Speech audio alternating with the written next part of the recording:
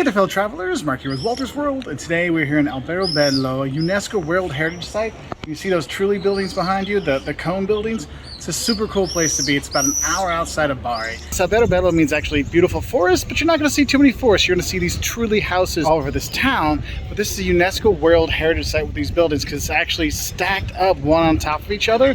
It's a really cool story, but let's go through some of the stuff you can see and do while you're here. Vernacular architecture is anything taken outside the academic, architect-driven sort of thing. So things built by regular, everyday people.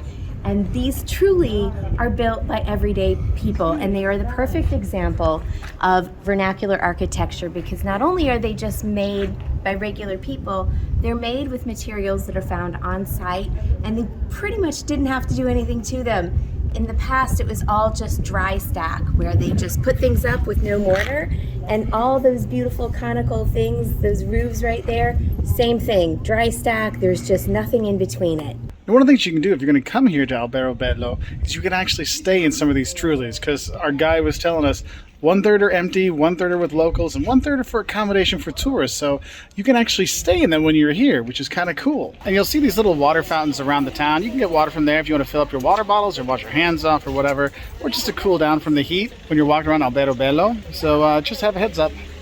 Also, you can check out the church at the very top when you're going by all the Trullis up here.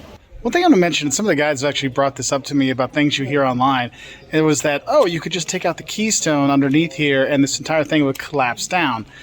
Yes, theoretically that could happen, but there's no real proof that they actually did that at all to avoid being taxed, so take that with a grain of salt. It's a fantastic place. These Trulli buildings are really UNESCO World Heritage Sites, well worth the visit. And I'll say bye from here in Puglia.